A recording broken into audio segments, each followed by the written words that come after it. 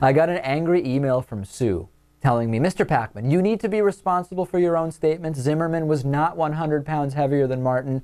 That was bogus info the liberal media ran with when the story first broke. The police report says Trayvon weighed 160. His parents said 150. And Joe Oliver, Mr. Zimmerman's friend, yeah, he's trustworthy, says he weighs 170. Even if both are off by a bit, it's nowhere near 100 pounds. Okay, that's point A from Sue. Let's address point A, Lewis.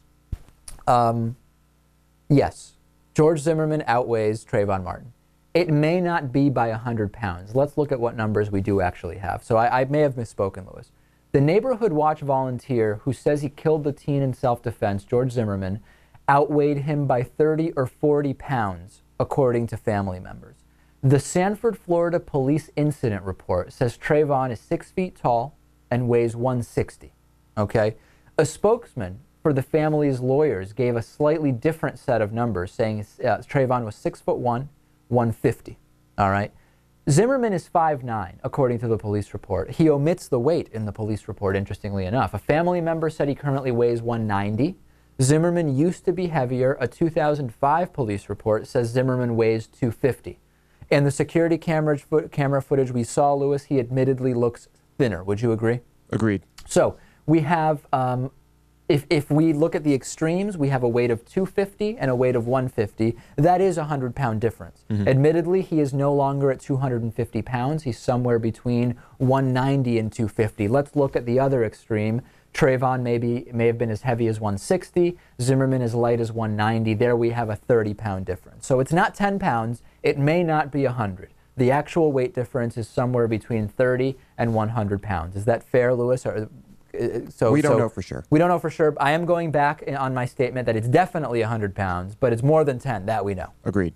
Number two, from Sue, the 911 operator didn't tell Zimmerman not to pursue. He said, we don't need you to do that. And Zimmerman responded, okay, there's no evidence that he pursued Martin after that point. None. I had said, Lewis, on the show that Zimmerman did pursue Martin. Let's go to the audio tape. I mean, why not, Lewis? Let's just go to that. All right. Is that okay? Let's take a listen to that exchange between the 911 operator and George Zimmerman. Okay, he's running. He's running. Which way is he running?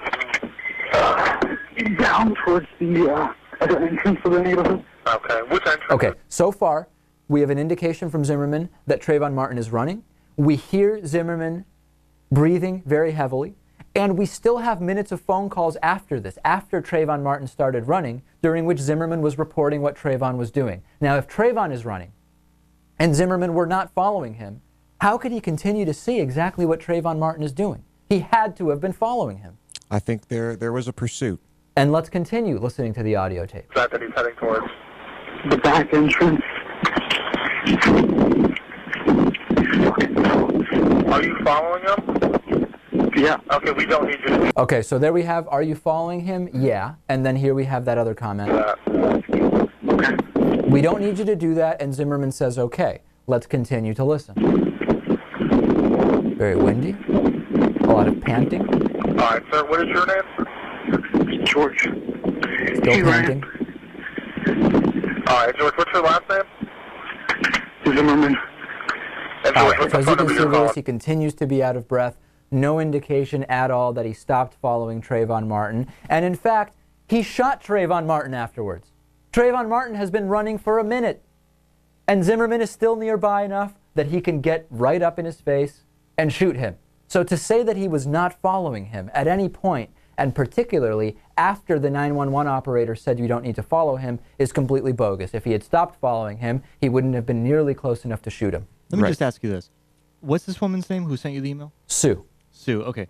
Does Sue think that what happened here was that this guy, George Zimmerman, spotted this guy, thought he was suspicious looking, called the cops, then the Trayvon Martin somehow confronted him, attacked him, and then the guy shot him in self-defense? Is that what she thinks happened? I have no idea what she thinks. Because I don't think that happened, and that's the only way this is defensible at all. It's just, ladies and gentlemen, please, those emails like the one from Sue, let's use some common sense here. Let's use some common sense. If he wasn't following Trayvon Martin, how did he end up shooting him minutes after this phone call?